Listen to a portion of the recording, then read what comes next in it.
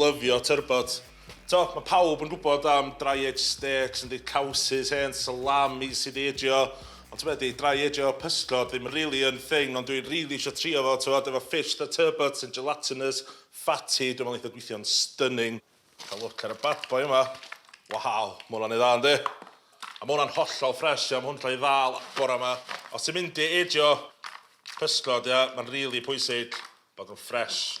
A fama, dwi'n hen Himalayan salt blocks, so hein oedd Oli yn iwsio yn aging chamber fo, t'wo? Yes, dwi'n lyfio fo. Des i'r blocia halan Himalayan ma online yn really rhad a na nhw dynnu'r moisture allan o'r aer. Just iwsiwch be bynnag sy'n na chi'n tu so bod y sgodyn ddim yn twtsiad yr halan neu wneud o ddechrau ciwrio. Wedyn, dwi'n just yn cyfro fo bach o clean film a goffa fo i wilod y fridge. Welai dim ond 5 diwrnod, boi! Yes! Dwi yn buzzing yli gegin ar y feddio. Swn i'n methu fod mwy agos i'r fennau, a mae'r bad boy yma wedi yn edio am 5 diwrnod. A to be, mae aeddfedu hwn di wneud o lot mwy firm, mwy dense. Mae'r salt blocks wedi tynnu'r moisture allan. Dim bach o science i chi fama. Mae'r edio fo efo'r halan, mae'r enzymes yn y muscle cells. Oh my god, dwi'n gwybod mewn yn technical, ond bear with me. Di torri lawr y fats a'r protein yn efo a troi o fewn i amino acids, fatty acids, sugar, a di increasio'r glutamate, a hwnna ydy'r key ingredient i umami bomb flavour. A gan bod y turbot y fish mor rich, fancy ni pickle bach next level yn mynd efo, ia? Torri trwy'r fatness na, mae i gyd amdano contrast yn dweud. So, yr un cucumber. Mae'r pickle ma yn really syml, ond seriously turbocharged. Dwi'n rhoi chydig o olew ar y cucumbers a chario un ochr. Wedyn am y brain. Dwi'n berwi hanner a hanner apple cider vinegar a dŵr, wedyn adio spices. Gennai hada mwstad melyn a dy, peppercorns cyfa, llwyth o chili flakes, hada coriander a dail bed i crysio. Pinsia da o halan a chydig o siwgr i adio melysrwydd. Ac ar ôl 2 funud bach, mae'r cucumbers efo char really neis ar nhw. Dwi'n torri nhw mewn i fysedd bach a sticio nhw yn y jar. Ar ôl i'r brain cael 10 munud yn berwi, tolli fo mewn i fyny'r top a gadael fo cwlio lawr cyn cau'r caead. Iawn ta, turbo time, yes! A dwi fish cage fo ma, ges iawn dyn met fi Thomas Parry, brat style, dwi'n lyfio fo. Os da chi'n mynd o fish cage, peidwch poeni fi, da chi'n rhoid o ar 2 grill, neu weirio 2 grill arbennig gilydd. Fatha ryw sandwich bach a mae'n neud yn haws cwcio, haws flipio. Iawn ta, ar y cage.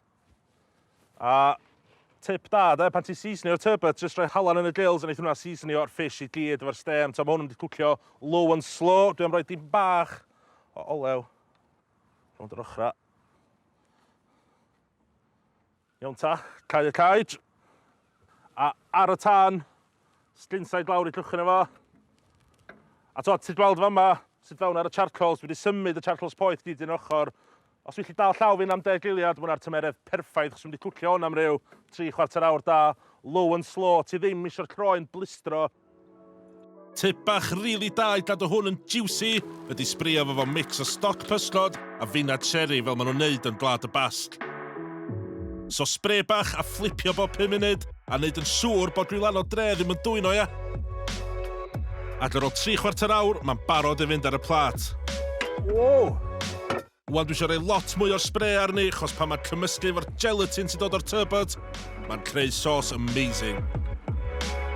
Felly, tra mae'n chilio'r res isal, dwi'n mynd i nôl paint a chips mawr. Salt bay, yes! Waw!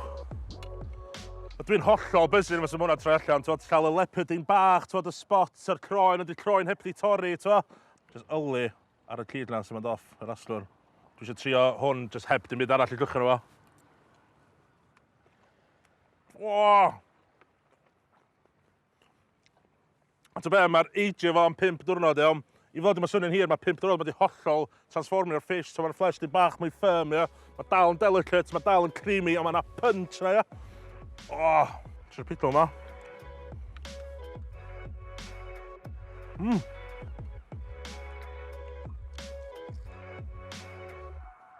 Deitha fi rhywun sy'n cael fish and chips mwy twl hyn.